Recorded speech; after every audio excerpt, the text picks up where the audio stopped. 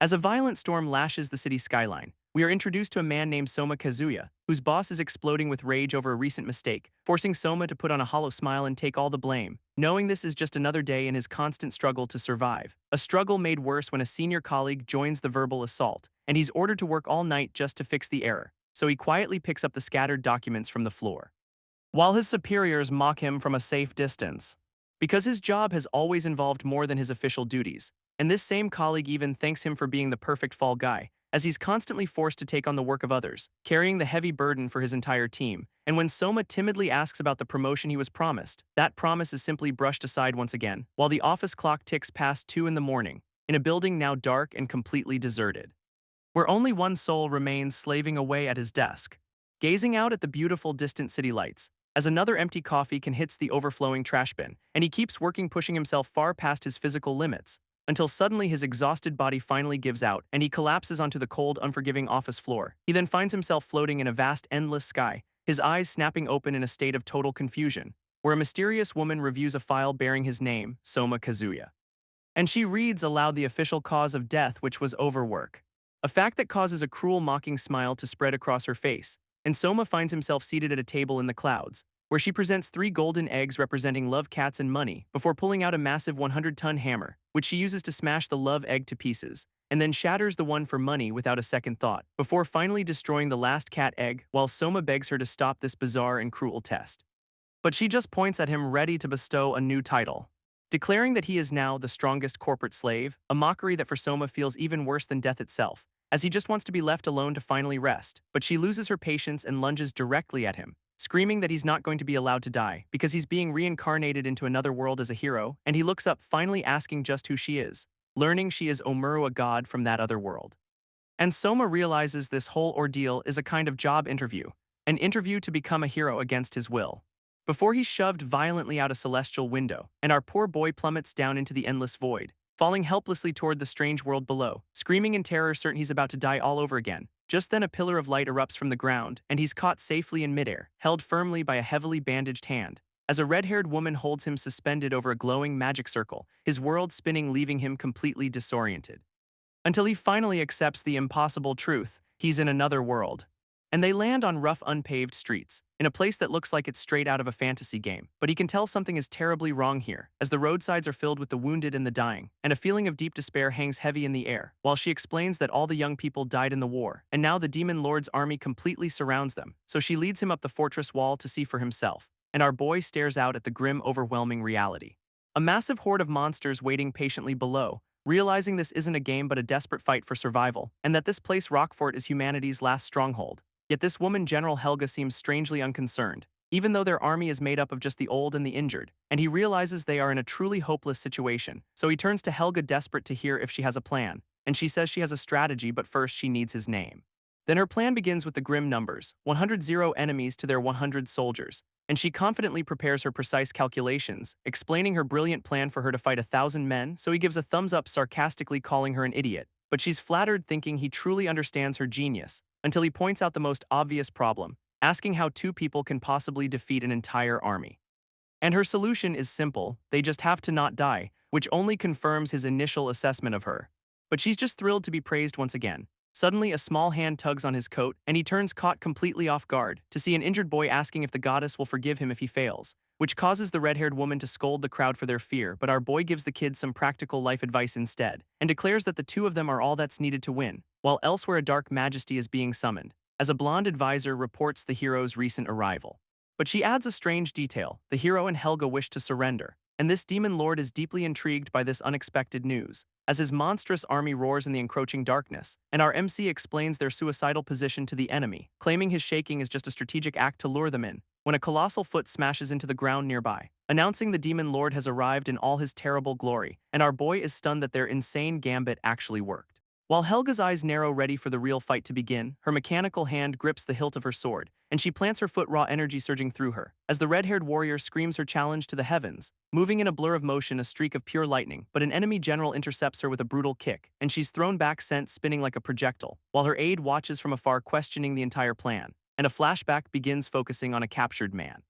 who looks up wearily at his captor. As the demon lord is told the rebel leader has been caught, and this man, Soma, lowers his head in utter defeat, offering his undying loyalty in a desperate attempt to save his life. But the demon lord sees no value in his surrender, and Soma realizes he's made a fatal miscalculation. When suddenly two swords are tossed into the arena, landing before the defeated red-haired warrior, as the demon lord gives her one chance to fight him, and a final duel is set upon the barren field.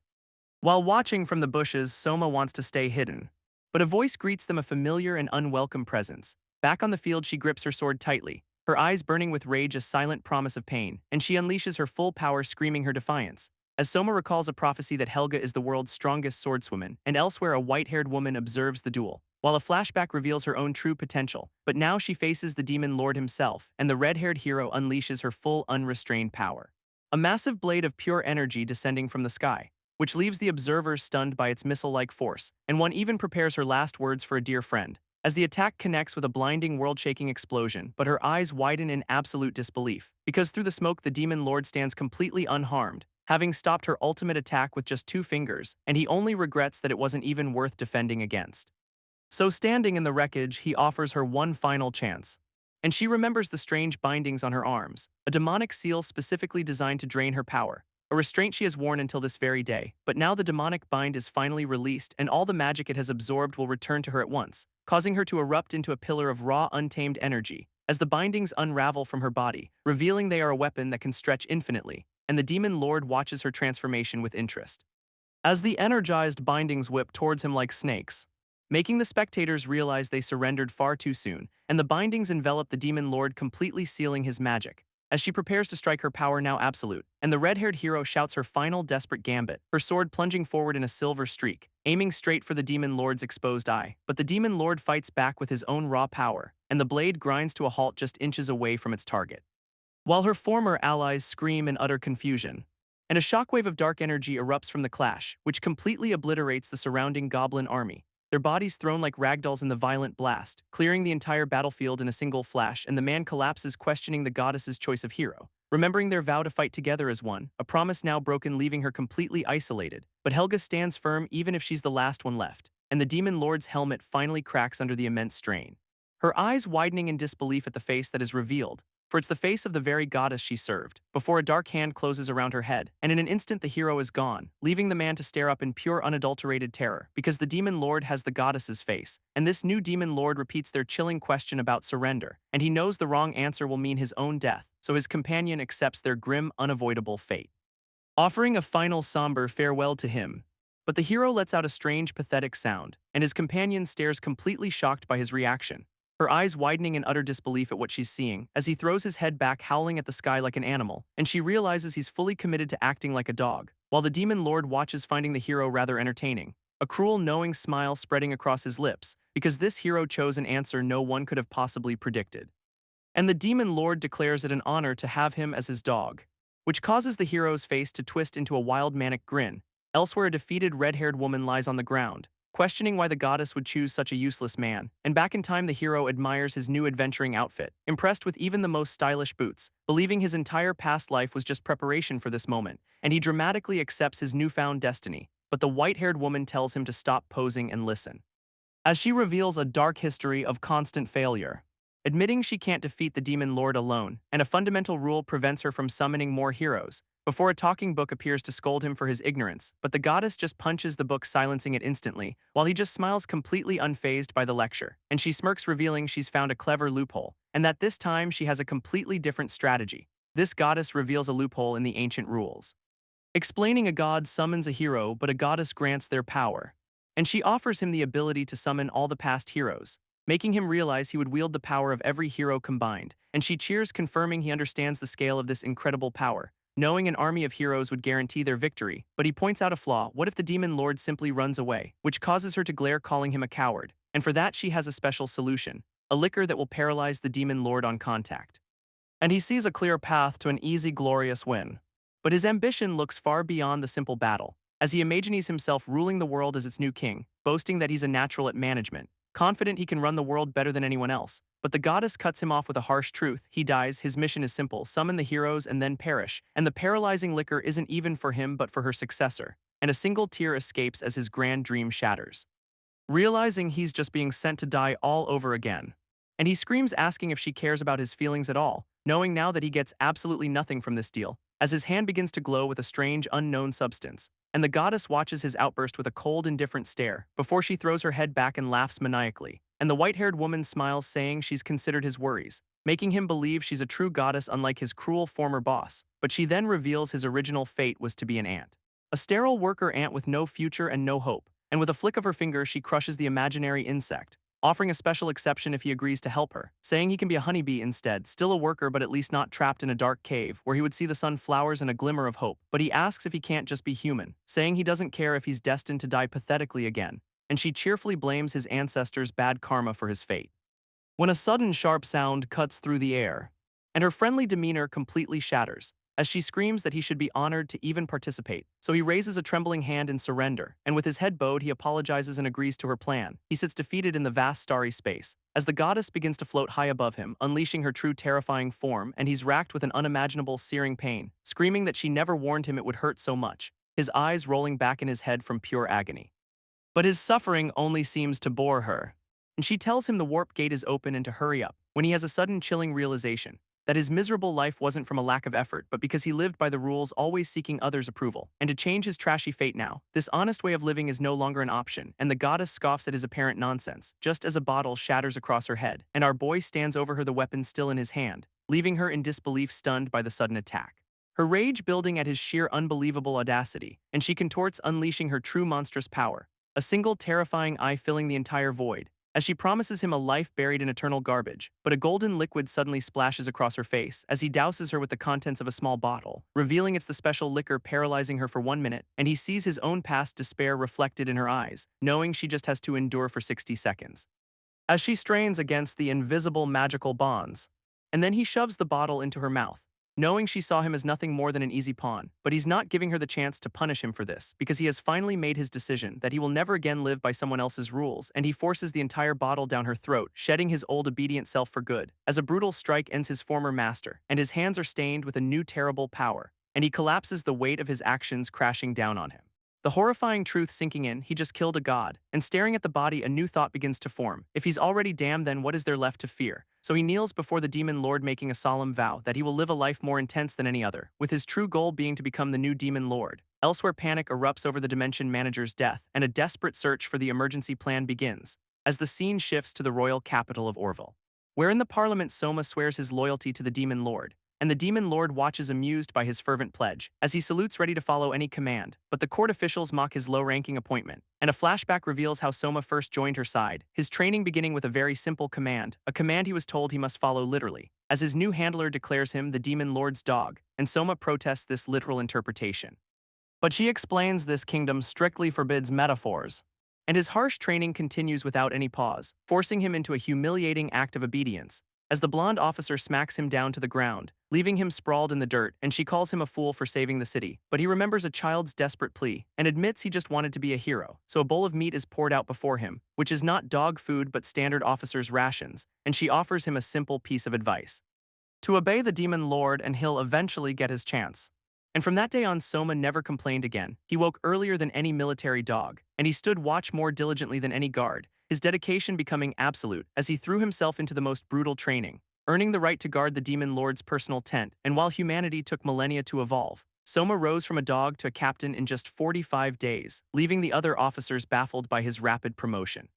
But the demon lord needed an outsider for internal affairs, and this was Soma's one big chance to prove himself. So he arrives in a bustling city street, knowing his new position makes him a prime target where success belongs to the demon lord but failure is his alone. A situation just like his old life all over again, but he forces himself to stay positive to seize this opportunity, and he arrives at his new post determined to make it work, as he rings the doorbell, and the door slowly creaks open,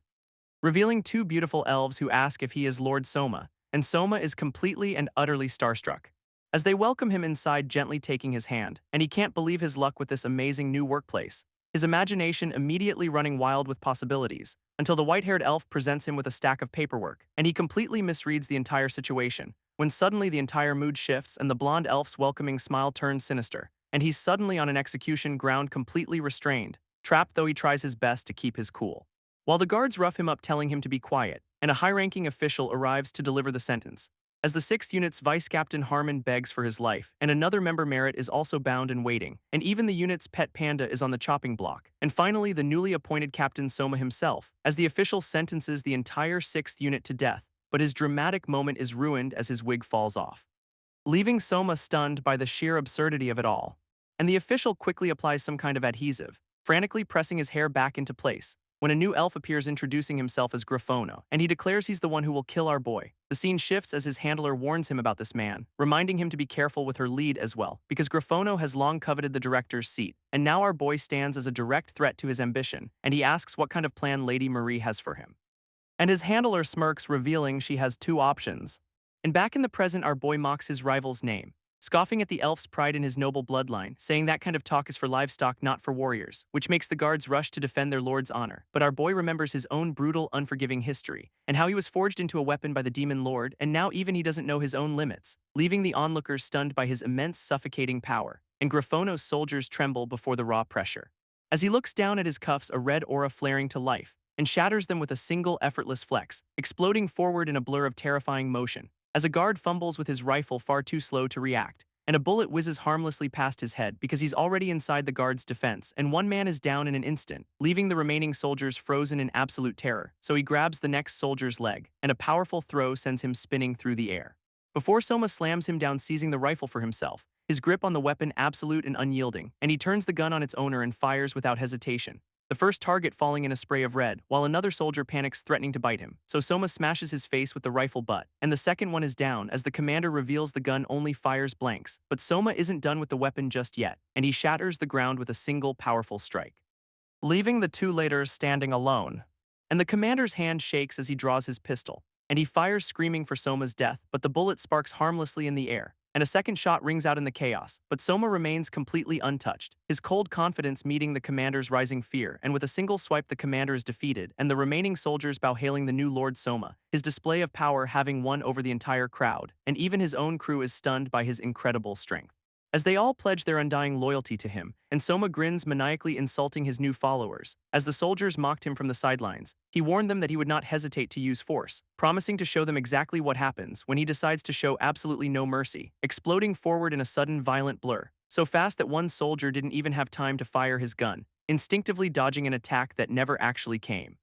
which allowed our hero to deliver a devastating blow of his own, connecting with a brutal, stunning headbutt. But the soldier managed to return the favor, landing a swift kick that sent him flying backward, completely overpowered and thrown across the ground, leaving his crew to despair, believing their new captain was just a weakling. And with that plan A, a direct assault had utterly failed, as he was blasted across the ground yet again, while the elf commander looked on completely unimpressed, before erupting into a fit of mocking laughter,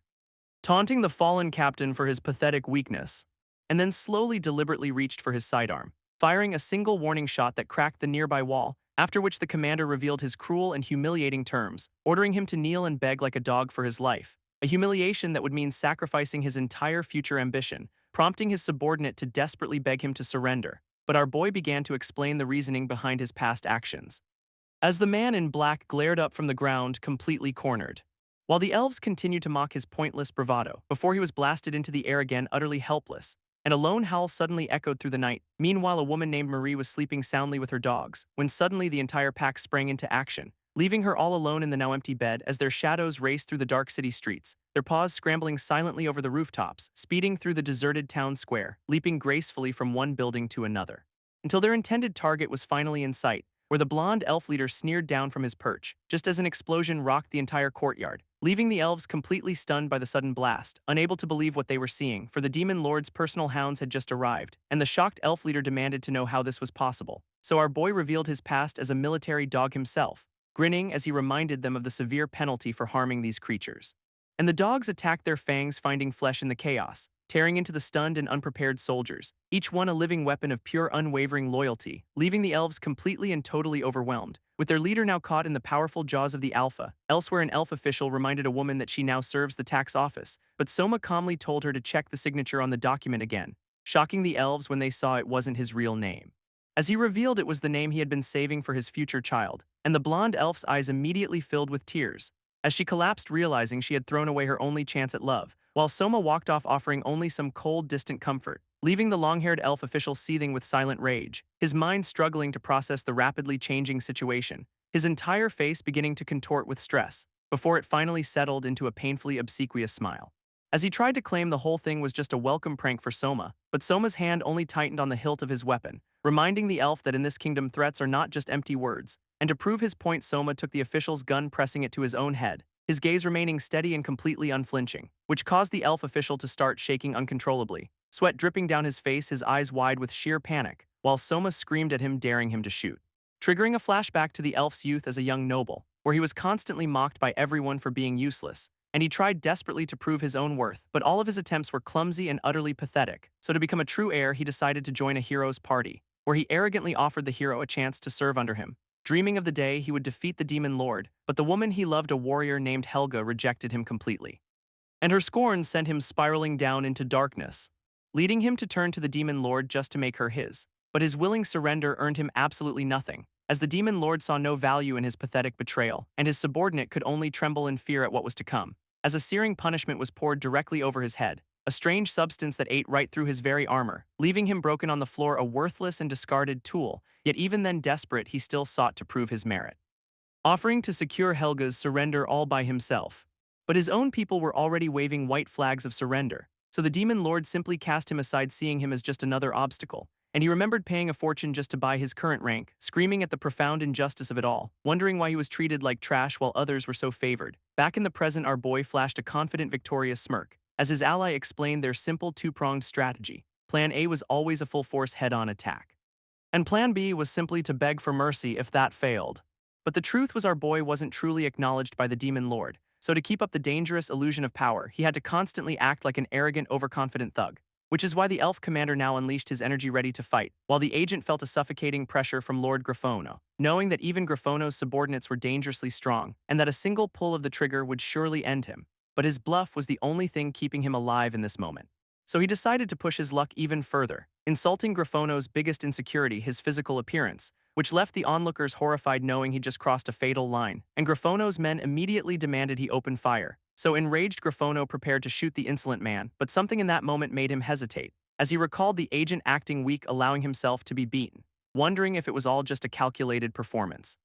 And he now saw the terrifying shadow of the demon lord looming behind the man, a terrifying authority that hung over him like a death sentence. Realizing this wasn't just a man but the kingdom's own sharpened blade, just as the agent suddenly brandished a pair of knives, moving in a flash of motion too fast for the eye to see, and in an instant Lord Griffono's hair was completely gone, causing his subordinates to scream out in utter disbelief, while the agent mocked his vanity, calling it a lesson from the demon lord, and Griffono bit his lip, drawing blood in a silent, seething fury. Then his head suddenly erupted in a spray of red, a spectacle the agent watched, calling it a glorious sight, knowing his act was now complete and everyone believed he was untouchable. But from the sky a dark voice found its intended target, as a crack echoed through the silent void, and a single cosmic eye opened wide, revealing itself to be the worm that once killed a goddess, while a man smirked, believing his work was now finished. But back in the courtyard, time itself began to freeze,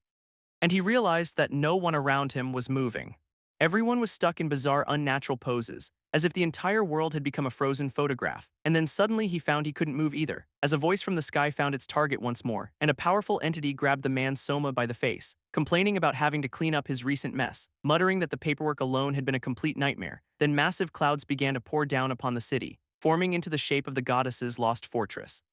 And Soma realized this entire attack was meant for him, as he was caught suspended helplessly in the air, a web of red light ensnaring his entire body. But even now he wore a defiant and unbroken grin, just as a white-haired woman appeared on his shoulder, and the entity Antiphon was shocked she could move and stop time. So the woman demanded to know where someone named Omuru was, which made Soma finally recognize the floating book. But Antiphon flatly denied her request for information, and Soma was left stunned by the name he had just heard. While the white-haired warrior saw the sky fill with dark clouds, she scoffed, completely confident in her own divine force, as her power erupted in a brilliant aura of blue, and a crimson net of energy rained down from high above. She grinned, taunting the powerful entity named Antiphon, and a blurry vision of a man in shock flashed by for an instant, as she hung suspended in the chaotic, churning sky, using the very clouds as a launchpad for her attack, rocketing upward through a barrage of dark, crackling energy. While Antiphon unleashed a concentrated beam of pure darkness, but her gaze remained locked on her target, completely unyielding. As she parried the blast with her sharp crimson blade, the impact exploding in a massive wave of blue light, and her face hardened with a cold, determined fury, while Antiphon warned her not to get full of herself. As the heavens churned with a malevolent, swirling red storm, and she screamed, unleashing her ultimate mortal force. On the ground below, golden motes of light began to drift down. A gentle light that showered the entire city in its glow, and a crown of pure light materialized in the air above, which then settled over her head, a true symbol of her authority, as she transformed into a living meteor of immense power, slamming directly into Anaphon with explosive, overwhelming force. A manic, victorious grin spreading wide across her face, and Anaphon's great eye began to fracture under the relentless assault, while a shadowy voice taunted from the void. The man in black scoffed in annoyance, muttering again, as he was swarmed by a strange, thick black smoke, which poured from his mouth as he let out a scream, and the white-haired woman's eyes narrowed in focus, as she dove from the sky in a powerful descending spiral, a bolt of red and black energy plummeting toward the earth, and the ground erupted on impact with a deafening roar. But she rose from the rubble completely unscathed, finding the man in black pinned, thanking his lord for protection, as a dark volcanic power began to gather in the sky.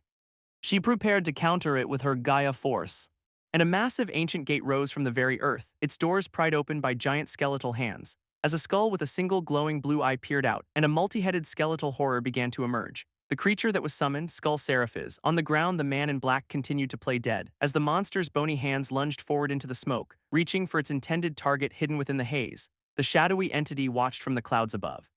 praising her impressive mastery of both mortal and Gaia force. And the entity admitted that Omeru had misjudged her true power, as a crowned silhouette was shown being overwhelmed by energy, which explained Helga's brutal and unexpected defeat, for the queen had believed no hero could ever stop her, so she abandoned her fortress Cloudfort in a fit of rage, her final order being to kill the man who had surrendered, but a greater power now declared her a fool, since she never foresaw her own subordinates' defeat. And the entity demanded she become its servant once again. As a three-headed skeleton rose from the city's ruins, lunging forward wreathed in an ethereal blue flame, the shadowy eye then shattered a dimensional barrier, revealing a magnificent and ethereal city beyond the veil, for the entire fortress of Cloudfort had just been summoned, and the queen unleashed her power completely ecstatic, a manic, triumphant grin spreading across her face. But the entity revealed that Cloudfort was only an illusion, and the very clouds it was made of began to disintegrate, the majestic city crumbling away into absolute nothingness, as she watched her greatest prize vanish right before her eyes, realizing that godhood cannot simply be stolen, and the entity promised that it would be waiting for him, its gaze piercing through the broken fabric of reality, while the skeleton guardian ordered her to stand down, and the surrendered man found that he could finally move again. Elsewhere, the elf commander was still being swarmed by the dogs, his face a twisted mask of terror and excruciating pain, when a sudden vicious blow sent him reeling backward, and a nearby soldier's head exploded in a crimson flash. Amidst the carnage, a man in black sat in a state of shock, seeing the bodies of elf-like soldiers torn apart, their remains scattered across the blood-soaked rubble. A man's face was cast in shadow, grim and intensely focused, as the white-haired woman knew this was all done when time was frozen. And in that single frozen moment, an entire city had shattered, buildings erupting into clouds of dust and stone, their walls crumbling into absolute nothing. The man in black could only watch the impossible destruction unfold, his eyes widening in pure, unadulterated horror. Elsewhere, a survivor screamed about his missing limbs, but a woman on the phone told him he was fine, just being gutless, and the white-haired woman stood alone in the vast ruins, her red eyes looking cold and completely unfeeling, as she mocked a terrified officer who was cowering in the debris, asking the man behind her if he was too scared to even move. And he strained, forcing his trembling body to obey her command, saluting sharply before barking just like a dog, which made her smirk, praising her good dog. He was then ordered to Geo help Marie with the cleanup, and was also tasked with explaining all of the damage. She suggested calling it a natural disaster or maybe a huge brawl, as he stared out at the impossible scale of the city's ruins, knowing his mission was simply to make something up, later under the quiet of a crescent moon. A small white creature spat a torrent of strange liquid, a substance that instantly froze over a nearby window, as a monstrous swarm descended upon the sleeping city. A woman in a cape surveyed the fiery devastation, while her subordinate Harmon tried to explain what happened, claiming he just sneezed and the building simply exploded, wondering aloud if he had awakened some kind of psychic powers. But the blue-haired woman beside him quickly shut that idea down, as they analyzed the wreckage from a high vantage point, noting the cuts were too clean, the magic too sinister. And the blonde woman with glasses, Marie, silenced them both, confirming she was right about the true nature of the attack, and that if Panda hadn't intervened, they'd all have been consumed, since these creatures break down bodies into simple matter. So Marie gratefully thanked their panda-like savior, which made the caped hero blush from all the attention, and the blue-haired woman translated his pleased rumbling noises, claiming she has a special talent for reading any mail. Then Harmond addressed Marie by the title of Queen, but she rejected it, saying humanity's kingdoms are long gone, and Marie warned him to keep his distance from a known traitor. Meanwhile, a man named Soma was working at a desk in the ruins, delivering the news of a soldier's heroic death as a little girl received the terrible, life-altering truth. A story began with a mother and her child, as an official reported a heroic death in the line of duty, this tragic news being delivered to a grieving widow, who was pregnant and now left completely alone. He continued to speak about her supposed husband, but another woman nearby denied that the man was hers, and he revealed the man's final shameful request, a truth that sent the real widow reeling in shock. As she screamed overwhelmed by the sudden horrible revelation, demanding to know the real cause of his death, the official offered only a cold, knowing smile, his expression shifting to something much darker. Later, his supervisor demanded to know why he always lies. But he sat silently, just filling out his report. So she stormed away, calling his methods completely insane. Yet she still defended him to others, claiming to be his shield. Looking back, confused and troubled by his actions, he finally started to explain his true reasoning, saying he couldn't let their deaths be dismissed as nothing, a conviction that has earned him many enemies, his locker now vandalized by his angry coworkers, and in the briefing room he was treated as a total outcast. They mocked him even as he tried to eat his meal, while a blonde rival sneered at him from across the room. But one man quietly told him to hang in there, a man named Harmond who was once known as a money fiend. A woman then offered to track down the culprits for him. She was married a woman with a mysterious and capable past, and Soma seemed to acknowledge her impressive reputation. But he simply held up his ruined, vandalized clothes, his eyes narrowing with a cold and firm resolve as he declared that he was not okay with this. The men responsible just laughed at him from nearby, until a swift backhand silenced one of them instantly, and Soma returned their mockery with a chilling grin. The man's eyes began to glow with pure unrestrained rage as he transformed his muscles, tearing his clothes apart, leaving the onlookers to stare in utter complete shock. The brute lunged forward intending to crush Soma, but Soma just calmly picked his nose, totally unimpressed, which left the brute stunned by Lord Soma's blatant disrespect. Soma then asked Merit what the penalty was for this particular crime, and the man's face drained of all its color. Before a powerful kick sent the brute flying across the room, he crashed to the floor, immediately denying everything. So Soma pointed to the ruined clothes still in the locker, but the man tearfully denied that as well. So Soma demanded he name someone who seemed suspicious, and the beaten man pointed a trembling finger, accusing a man who was just quietly eating his meal. He demanded they name the real culprit, delivering one punch after another, as he moved methodically down the line of soldiers, still asking who among them was suspicious. One soldier pointed out his noodle-eating friend, and when the commander demanded a reason for the accusation, he shouted, "He's the only one you haven't punched yet." So following that impeccable logic, he landed another hit, his hand now starting to swell from the repeated effort. But at least now his interrogation had been fair to all. He insisted this wasn't about fighting his own squad, no matter who the actual culprit turned out to be, slamming his foot down to reveal hidden spikes in his boot, and then theatrically offered forgiveness to the prankster. A woman with purple hair watched the scene intrigued, as he knew this act was building his fearsome reputation. But then he realized his main suspect Griffono was gone. Meanwhile, in a strange and distant land, a mushroom rested on a person's face like a golf ball, as a white-haired demon used the body as a makeshift golf tee, taking a powerful arcing swing with his club, while calling his victim completely and utterly useless.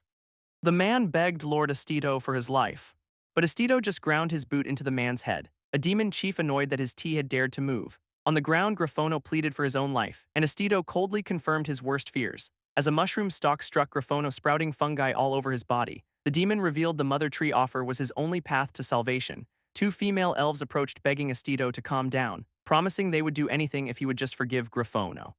And the white-haired elf made a desperate final offer, revealing herself as part of the terrible bargain. Estito considered their proposal with a sinister, knowing smile, as the two elves embraced him, ready to pay the ultimate price. He grabbed them both, demanding they pay with their bodies, and in a brutal, shocking instant he tore their heads from their shoulders, causing Griffono to let out a soul-shattering scream. Estito stood over their headless forms as fungi sprouted from their necks. A history lesson revealed that demons combine the traits of many races, possessing the strengths of all five, a supposedly perfect life form. And Estito proudly declared he is the demon lord's 10th child, scoffing that their royal blood meant absolutely nothing to him. Their severed heads remained conscious, confused by their impossible survival, and Griffono begged, pleading for Estito to punish him instead, screaming that they were his only remaining family. Estito watched the emotional display, seemingly indifferent, but tears streamed down his own face as he whispered the word enviable, noting that Griffono and heir was not resented by his family. In fact, they had tried to sacrifice themselves just to protect him, and the white-haired demon raged over his own lowly status. A flashback explained the complex demon hierarchy.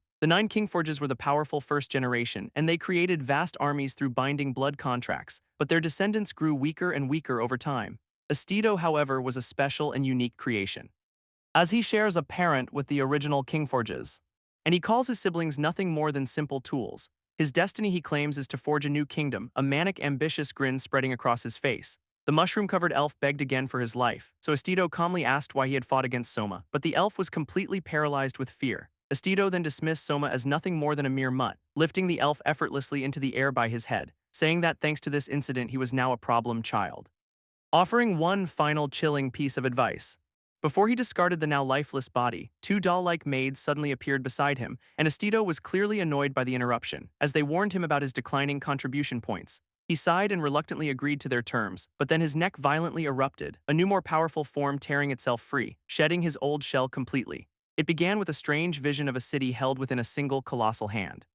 A sight that preceded the team's celebratory dinner paid for by their captain's recent rampage. When suddenly the entire world outside their window began to distort and warp, as a real colossal hand descended from the sky to grasp the very buildings around them, prompting the captain to scoff at what he assumed was just the kingdom's poor construction. But his ally quickly revealed this was the terrifying power of Lord Estido, the fearsome ability of a second-generation demon chief, and just like that the captain slumped back in his chair, his appetite completely gone. Elsewhere in the kingdom, citizens were praising that same Estido as their bright future, while a mushroom-headed demon was busy checking his personal contribution points, his maid confirming he had amassed over 145,000, though she also noted his mushroom head still hadn't quite recovered from its last injury, which was immediately squeezed by someone else violently, revealing Estido's true form, a white-haired youth complaining about the lingering pain. His maids then reported a serious problem: the capital was completely full, sending Estido into a panic as he realized there was no more room to build, and he was told he remained 10,000 points shy of the lowest Kingforge rank, a title earned by others during a brutal era of conquest. But Estido, having been born in far more peaceful times, could only earn his rank through the slow process of city building, making him despair at how many long years it would surely take. While his attendants tried their best to console their distraught big brother, from a distance a rival demon watched this scene, seeing only a lonely child, before a great shadow suddenly fell over his scheming form, and he looked up into the terrifying face of Lord Estido himself. As two of the Lord's maids watched the tense scene unfold, this pale elf looking up, professing his deep admiration for the demon chief, only for his spiky hair to accidentally poke the man's chin, causing a bizarre rainbow beam to erupt directly from the man's nose, an interaction the maids completely misinterpreted from their vantage point. While the white-haired man looked down his face, a mask of utter disgust, and the elf's own face froze in a moment of pure unadulterated terror, as he desperately tried to salvage the disastrous moment. But the enraged white-haired man simply unleashed a furious spinning attack, the impact of which completely shattered the ground beneath them, catching the poor elf in a violent whirlwind of raw power. As the man scolded Griffono for his pathetic and clumsy attempt at flattery, before Griffono and the other elves were absorbed into a grotesque fleshy mass, their very bodies becoming part of a nightmarish landscape, condemned to become nothing more than fertilizer for his personal garden. Suddenly, in the middle of this horror, a strange telephone began to ring, and an orange-haired maid moved to answer the unexpected call, while the white-haired man was physically restrained, refusing to take any visitors. So she relayed this message to the person on the other end of the line, a horned woman who screamed in absolute frustration at the rejection, and as the line went dead, she erupted in a fit of pure fury, while the maid relayed her brother's tempting offer, a direct promotion to Kingforge if only she could kill a man named Soma, and nearby a purple-haired maid addressed her own brother, who was restrained by writhing tendrils, declaring his new era had finally begun. This veiny creature desperately offering a last-ditch plan to his master, a clever way to earn points and eliminate Soma at the same time, but Estido simply and coldly demanded his silence, delivering a sharp punishing blow for the unwelcome interruption. In another part of the kingdom, a man found himself surrounded by guards, as a woman delivered a chilling and specific prophecy about his future, leaving him shocked by the very nature of the threat against him, for she told him his fate was already sealed, his death a certainty. And her source was completely reliable, her tone leaving no room for doubt, making him wonder who in the world could possibly have the power to kill him. As she began to lay out a meticulous timeline of recent events, detailing Lord Estido's movements with unnerving accuracy, even mentioning a specific call he received from a Kingforge, and now she explained she was here before him, the final piece of the puzzle, sipping her drink casually while asking for his thoughts on the matter, which left him completely floored by her incredible analytical skills. But no, she admitted she had simply wiretapped Estido's private call. All of a sudden she urged him to follow her to a safe place, and they soon arrived at a mighty fortress glowing with ancient protective runes, a safe house that was built by a legendary hero of old, where the man began to fawn over a new arrival, a figure he recognized as the legendary hero Raphael, a man who had fought the great demon lord for decades, but the woman immediately cut him down with a sharp insult, before turning to roast the other man's less-than-stellar record, prompting the MC to brag about becoming the fastest hero in history. Elsewhere, a subordinate was being warned to run from an impending fight, and though she insisted her captain had saved them, he took all the blame himself, leaving her grateful that he had protected her dignity in front of the others. This new captain then being questioned about making so many powerful enemies, and he recalled the culprits, bowing deeply in a pathetic apology. For on his very first day, the entire 6th squad had been set for execution. But the woman had been singled out, bound, and suspended for a special punishment, and his disgust for the perpetrators was absolute and unwavering. As they groveled on the floor begging him for mercy, he simply threatened to beat them until he finally felt better about it, while his subordinate watched on seeing her new captain in a completely different light. The scene then shifts back to the present moment, where this same captain and a blonde hero ascend into the sky on an outdoor lift. While far below, his squad chases after them in a desperate panic, and he yells down from above ordering them all to go back. But they completely ignore his commands, scrambling to keep up with the rising platform. So he warns them that a powerful enemy is actively trying to kill him, and they scream back, fully aware that they are running into a death trap, because unlike their past leaders, he had always treated them like people, and they refused to let him face his certain end all alone. Which made the captain turn to quietly look out at the vast night sky, remembering the horrifying creature that had almost killed him once before, how he was only defending himself, striking back in a moment of pure survival, and the great unblinking eye that stared back, the very source of his trauma. Soma now sits calmly in the wreckage of his past, a faint knowing smile appearing on his face, as he remembers the promise he made to his comrades, and with a simple wave of his hand he made his final choice. Meanwhile, inside the protective barrier of the elves, a pale elf recoils in a state of pure unadulterated terror, as a cloaked figure asks if he really expected to be the only survivor, before a horned man appears offering him a single gleaming gold coin, promising a mountain of gold if he agrees to take the blame for his crime, a plan designed to frame Soma for avenging the fallen Helga. For this cloaked figure is I'm Helga's most loyal and deadly assassin.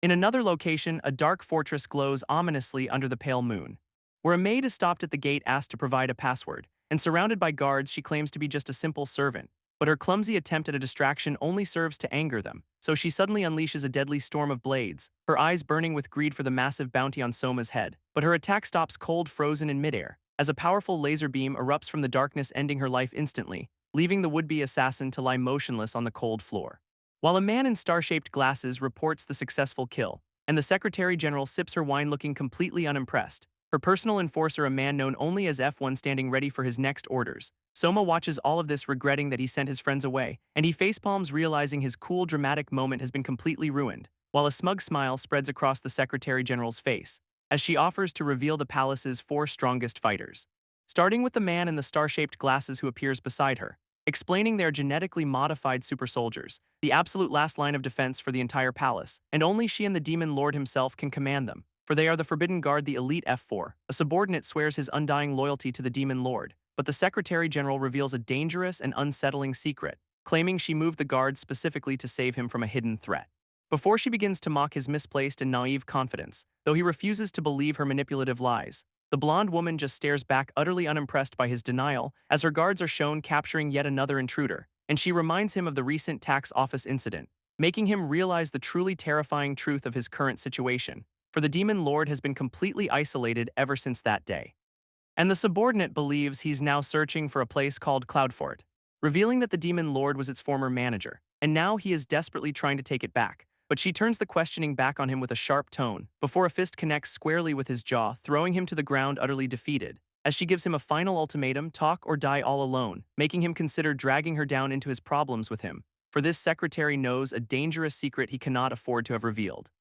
And the blonde woman grabs him, demanding that he explain everything, which causes a faint knowing smile to cross his face, as he admits her sharp suspicion has finally forced his hand, and he at last confesses the truth. The Demon Lord saved him, making her recoil in shock, demanding to know why, and he begins to tell the real story of what happened, when the entire world suddenly lurches violently beneath them, and outside his entire room is ripped from the side of the tower, throwing the woman back from the violent separation.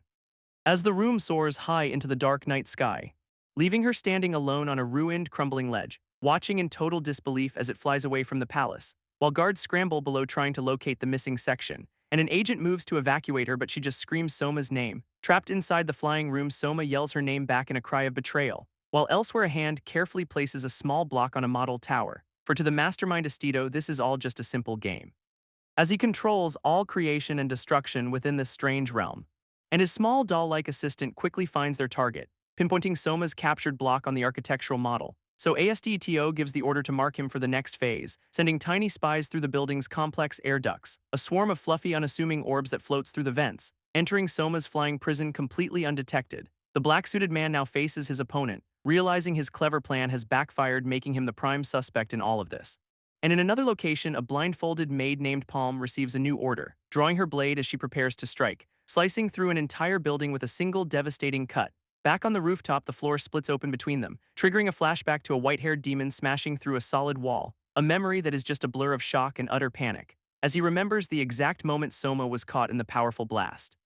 And a man in a leather jacket, F1, tried desperately to stop it, holding on with all his might fighting against the incredible force, but he failed, losing his hand and getting launched into the air, sent flying toward the moon as he screams a name in pure betrayal. From the safety of the bushes, a woman named Merito witnessed the entire event, and she swears she can still hear the captain's voice echoing from the moon, though her companions casually suggest checking on him after they finish eating. But Merito ignores them, riding a panda off to the rescue. While the white-haired demon confirms his target landed right in the middle of his trap, and a small doll-like maid brings him an urgent phone call, with an enraged voice screaming at him through the receiver, accusing him of treason for attacking a royal captain, a direct and brazen challenge to the demon lord's authority. But the demon just grins, his own plan proceeding absolutely perfectly. In a ruined room, an orange-haired man is urged to finish the job, as a mysterious object soars through the dark night sky. For during the castle renovations, a man was sent flying, having been accidentally blasted clear off the construction site, and a strange man in a yellow hat sees him plummeting to the ground. So without a moment's hesitation, the stranger dives right after him, reaching out a hand vowing to save the falling man, though his chosen rescue method is a painful grab by the hair, making the man scream while his savior seems completely unconcerned, this rescuer now needing to grab onto the building itself. But his hand fails to get a grip at the most critical moment, and now they're both falling again, the rescue a complete failure, prompting the man to accuse his would-be savior of being a liar, and in response the rescuer wraps him in strange white bands, his eyes burning with a sudden and fierce intensity, until he's completely bound to a large slab of concrete, leaving the man to only stare in utter disbelief at his predicament, as a tiny creature appears saying he can't be allowed to die just yet. And his rescuer claims this will keep him perfectly safe, before the entire slab is launched from the castle toward a distant quarry, smashing into the ground from 200 meters up. But a strange white substance cushions the impact, saving them both. A woman on the comms demands to know the villain's true plot, while on the other end a white-haired person feigns complete ignorance, casually mentioning that they blasted a human away. And if the target Soma somehow survives, it will just be a happy accident. A massive surge of energy suddenly erupts from the quarry, where a strange coffin stands alone in the raging storm, and the brown-haired man collapses in the pouring rain, when suddenly his blonde ally lands right beside him, casually asking how the injured man is doing. So the man gives a pained thumbs up, insisting that he's fine, prompting the blonde man to carry him, thinking he must be delirious. On the phone, the horned woman smiles with satisfaction, saying that if any assassins happen to find them, it's not her concern, which causes the blonde man's expression to harden, as the sound of marching feet suddenly fills the air, and a sea of black umbrellas appears over the ridge, making the injured man realize this was a setup all along, while an eye-patch-wearing leader screams about the intruders, and he remembers his comrades being taken out one by one, how each of his men were systematically defeated, a dying subordinate realizing too late that it was all a trap, so the blonde man vows to fight while still carrying him. And the injured man offers his cane as a makeshift weapon, as together they prepare to face the approaching mob, the blonde man charging forward, his body crackling with energy, standing alone against an entire army of assassins, as he leaps down from the ridge, using the heavy coffin to smash through their ranks, though his injured friend is thrown to the ground in the chaos, leaving the blonde man standing surrounded ready for war. A tuxedoed assassin lunges forward to strike, but his head is taken clean off in midair. And as another attacker strikes from behind, the Starglasses man appears to block the knife, leaving the attackers terrified, but they continue to push on, their commander screaming at them forbidding any retreat. So the mob surges forward attempting to swarm him, but he sees their fatal tactical error and vaults high above the crowd, bringing his crowbar down hard, sending a powerful shockwave through their ranks, emerging from the dust with an armful of their crowbars, just as a glowing red trap ensnares them all. And their commander rages at any sign of doubt from his men. Our boy now sits atop a large, powerful figure, a formidable new ally who has just arrived on the scene, and together they become a whirlwind of pure destruction, this left hand clearing the entire field of enemies, while the Starglasses man faces his own unique threat, as thorny vines erupt from the ground binding him completely, followed by heavy chains that lock him firmly in place, leaving him completely immobilized by the powerful attack, a cursed blade preventing any kind of movement. And the commander grins, a prized captive finally secured, but his moment of victory is cut short by a wave of shock, as his ally slams down with all his might, his other allies struggling against the raging storm, a flash of lightning revealing the true chaos of the battle, before a boot stomps down hard on his face, the pressure increasing, grinding him into the mud, blood spattering from the brutal, crushing impact. But this whole violent scene is just a movie, and he sits in a theater watching his own miserable failures, his past self screaming at his present weakness on the screen, a memory of his grand forgotten ambition playing out before him, as his inner critics begin to debate the story's pacing, but he refuses to listen to their incessant noise, as they demand less depth and far more spectacle, and the pressure of their judgment becomes too much to bear, for only he has the right to judge himself. And one of his personas suggests a completely new plan. Though he just wants the on-screen pain to finally stop, feeling exhausted, ready to let it all burn to the ground, his mind a chaotic chorus of conflicting voices, so he challenges any part of himself to step up and do better, and the entire theater falls completely silent, leaving a single persona remaining under the spotlight, who admits his weakness but not his final defeat, as he calls out the empty hollow words of his inner demons, and none of his other selves are able to answer. He remembers his strange past life, how he was turned into a dog then somehow became human again, and all he ever wanted was to take it easy for once. Like a man on trial screaming about his failed childhood dreams, arguing that simple failure shouldn't be a death sentence, his desperate plea for understanding turning to pure unfiltered rage. Hiding in the audience, an observer thinks he must be next, as he watches a brutal scene unfold on the movie screen, where a sledgehammer is raised high in the pouring rain. And the eye patch-wearing leader screams not to kill the target. But the masked man won't be mocked, raising the hammer even higher, sending the observer into a panic trapped in his theater seat, as on the screen the first devastating blow lands hard, beginning a brutal and relentless assault, throwing the eye patch leader back in utter disbelief, when suddenly a new player dons a pair of star-shaped glasses, and the hammer wielder prepares another swing screaming his defiance, while a blonde-haired man activates his terrifying slaughter mode, causing red energy beams to erupt from his clenched fist, catching the masked man completely in the blast, his weapon sliced clean in two by the beams, which then converge into a single massive attack, the energy obliterating everything in its destructive path, and the blonde enforcer lands the ground cracking beneath him, leaving the eye patch leader to only stare in absolute horror. In the pouring rain, a lone fighter kneels on the ground, the last enemy survivor staring in a state of pure terror, screaming, questioning why the target would protect his own bodyguard. And that bodyguard lies perfectly still in a puddle of water, until his eyes snap open with a victorious, knowing smirk, and a sudden red beam ends the final threat for good, the blonde bodyguard confirming his duty is now done. Elsewhere, a team wonders where their target Soma could have landed, as a commander furiously demands answers over the radio, but on the other end a voice just plays for time, offering no real information. And the commander watches a massive energy beam light up the distant sky. Growing tired of all the games and constant evasions, so she gives a new order, bring Soma back alive, though her subordinate questions the command, trusting in their agent F1. But back on the ground, F1 knows that something is terribly wrong, as a new threat emerges from the surrounding shadows, their leader introducing himself as I'm Grim, a man of great influence, who accuses them of destroying his precious students, showing them a photo of the war orphans he personally raised,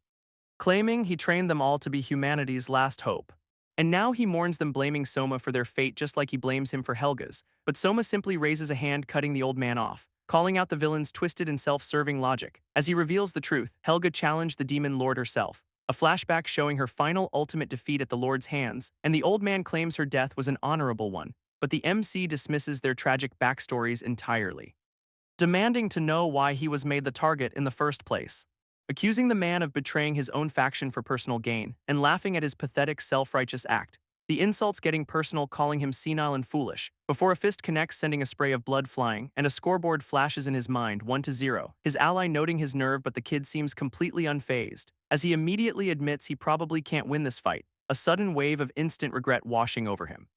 the reality of his opponent's incredible strength finally hitting him. For one enemy fires powerful lasers, a legendary and rare power, when suddenly the old man begins a lecture with a bull puppet, and a monkey puppet explains the next tier of power, describing how a user's power explodes after reaching level 50, the old man finishing his bizarre puppet show explanation, while from afar the two watch in utter and complete confusion, unable to believe how childish their opponent is being, prompting the old man to furiously defend his unique teaching methods.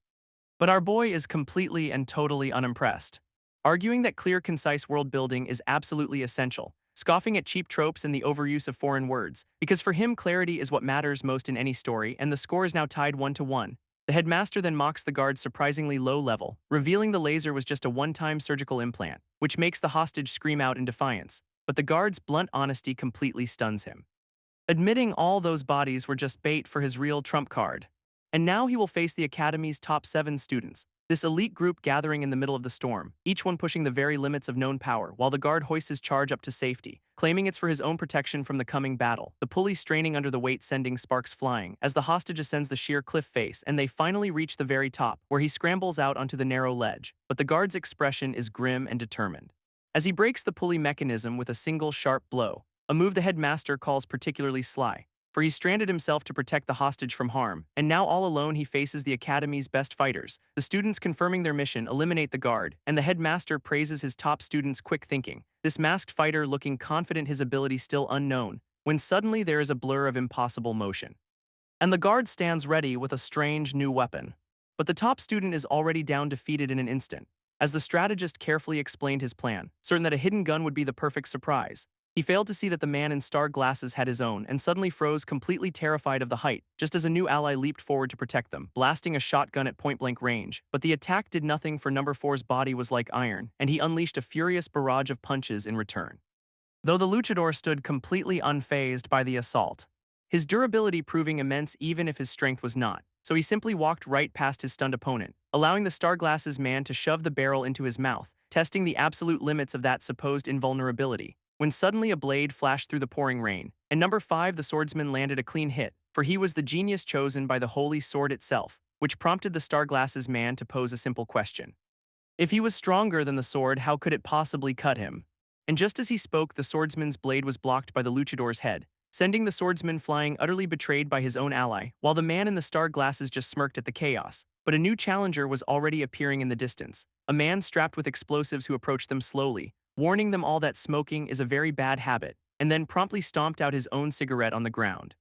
While the old man with him revealed a devastating fact: number 1 can regenerate. A truth that left the blonde warrior in star glasses standing stoic in the rain, just before a monstrous explosion erupted from the ground, and an observer noted that reaching level 50 truly means becoming a monster, a realization that sent waves of panic through the ranks of the fighters, with one man screaming, demanding to know where their reinforcements were, only for the blue-haired woman to shout back that they were all too weak to help, as all around them their allies were being completely overwhelmed. Even as a boxer landed a devastating punch on a nearby enemy, and an agile fighter in orange flipped gracefully through the chaos, part of a legendary trio, the Forbidden Guard F4, who were just introduced, but the blue-haired woman scoffed, calling them weak nepotism hires, right before the orange-clad fighter landed before her, an imposing presence, her eyes burning with a strange and intense frustration, prompting the blue-haired woman to try and bargain for her life.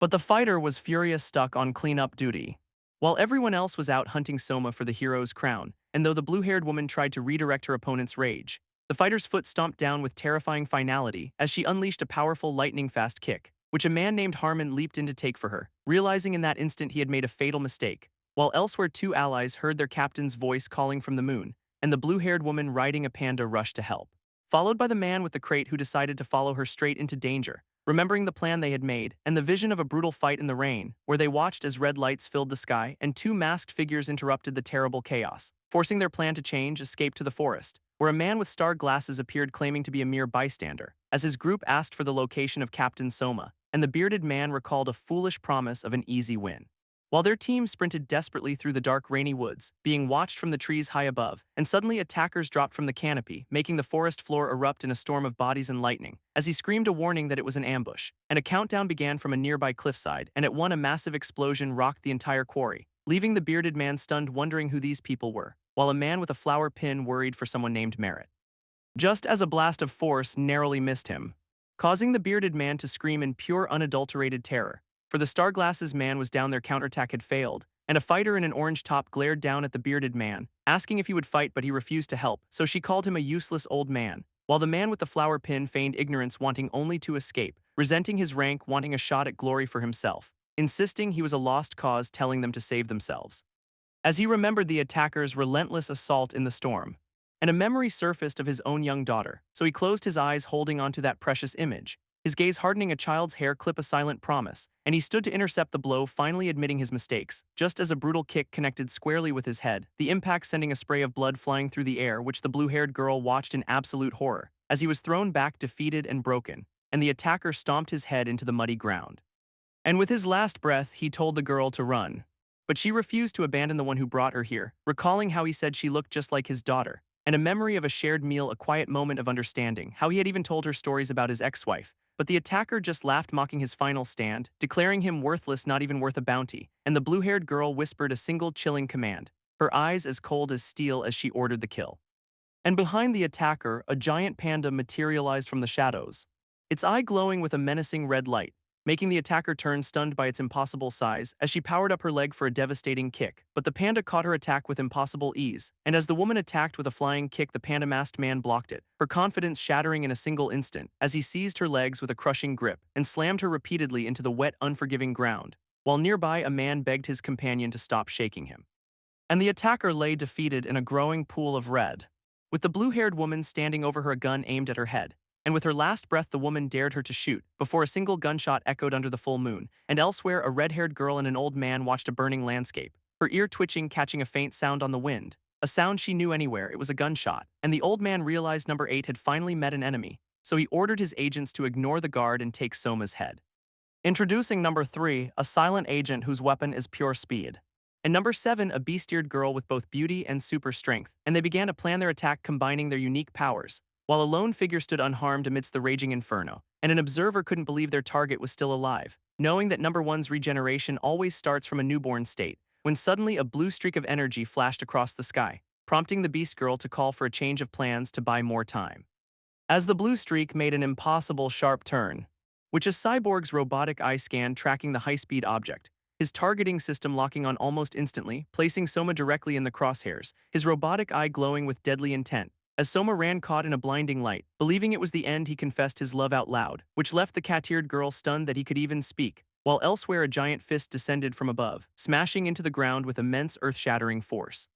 But its target now stood calmly on the knuckles, as a team of fighters revealed their unique powers, and a top-hatted silhouette stood outlined in the flames, thanked by the regeneration user for the timely save, as they watched another battle unfold from a distance, knowing they wouldn't interfere with number 8, the strongest of them all, and a hand moved with impossible blurring speed, leaving the gunslinger shocked for he had caught a bullet, while a scarred fighter stood over her defeated opponent, offering a deal for interrupting their fight.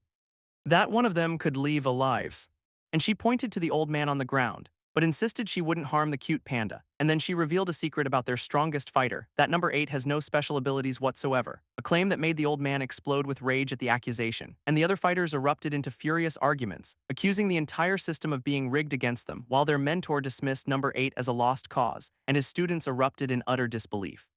As he explained that number 8 has no powers, only pure skill, and made a promise that they would one day defeat him, when suddenly an impact shattered the nearby rock, and a pair of legs emerged from the debris, as a red-haired woman accused him of using the kid as a pawn, and the trapped fighter demanded their attention, but the mentor insisted it was his own choice to make, and elsewhere under the light of a full moon, a purple-haired fighter taunted a panda about its master, as a gun trembled in someone's hand.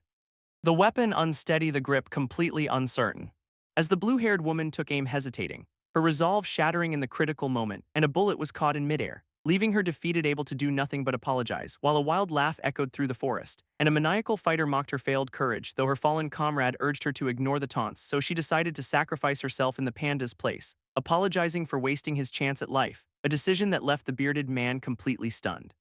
Just as the panda suddenly lunged forward, and the purple-haired fighter grinned ready for the challenge, but the panda just stared with overwhelming cuteness, paralyzing the assassin with its undeniable charm. But the blue-haired woman had another trick up her sleeve, summoning a massive spirit gun from thin air, a display of power that stunned her ally, as the assassin realized she was a spirit medium mage, and suddenly she felt small and hopelessly trapped, because the mage Merit pulled out a second weapon, a simple classic revolver, and pressed it to the hostage's head, giving the assassin a terrible ultimatum, a choice that had to be made right now, and the assassin's eyes narrowed with cold resolve, as a memory surfaced of her childhood training, recalling the ghosts of her past victims and how their faces still haunted her nights, remembering the harsh lesson her sensei taught her, that this world is just survival of the fittest, a belief she clung to just to stay sane, and back in the present the spirit gun fired. At the exact same time Merit shot the hostage, making the man scream out in pain, and the assassin braced for the incoming energy blast, but she stood firm with a confident knowing smile, as the hostage revealed the true trap, her own compassion, for she had analyzed her opponent's values, seeing a good person who had simply lost her way, and in that moment the strategist saw an opening, and her opponent's confidence shattered instantly as the scarred fighter blocked a massive shell which shattered against her bare hands, even though she once let another die without a second thought.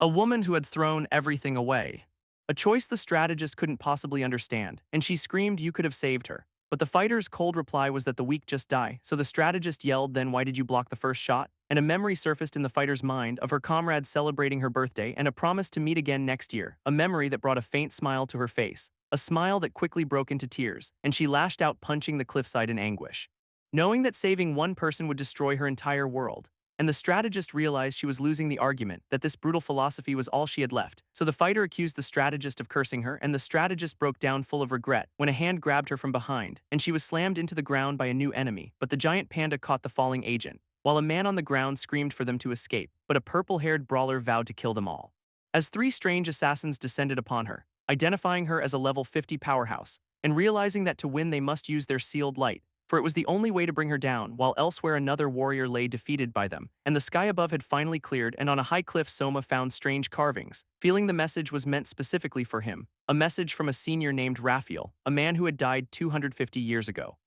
making Soma realize he was reading a ghost's words. A message that even joked about the current era, leaving him trapped between assassins below and a ghost above. But Raphael wasn't a ghost, just a seer, and Soma scoffed at the dead man's arrogance, dismissing the grand claims as nothing but a lie. But as he stepped forward, the ground began to glow, and the full moon hung over the silent peaks. As a path of light revealed more writing in the stone, a new message appearing with a dark prophecy, but Soma just laughed it off, unafraid of death. Even as below the forest erupted in fire and chaos, and he scrambled to find a loophole in the prophecy, believing there had to be a way to survive this. When a countdown appeared in the stone, 5, and he stared at the number, his mind racing. 4, he wondered if it could be some kind of code. 3, the grim reality slowly started to sink in. 2, his face contorted with sheer unbridled panic. 1, time was up, and the numbers stretched out before him, a fated path as he contemplated his final 5 seconds, and his life flashed before his eyes.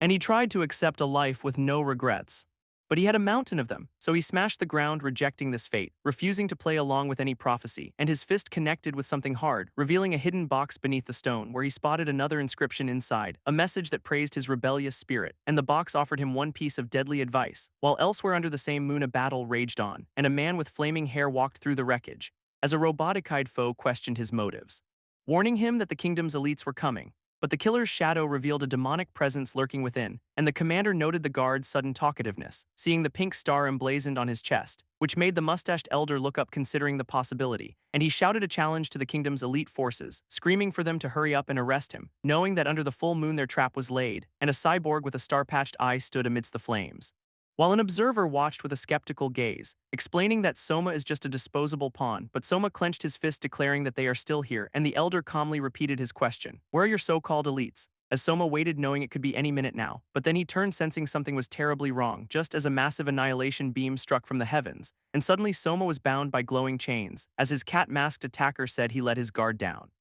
and a golden wrestler dived from above, his body becoming as heavy as solid steel, while the red-haired woman ordered her team to move, and one fighter summoned a massive water dragon, while another conjured a colossal flaming sword, and the swordsman revealed he had an idea to combine his holy sword with the summoner's giant hand, believing that together they would create the ultimate combo. But a blue fist met a golden cross, a battle rejected, as a mustached man declared a new contest for the title of hero.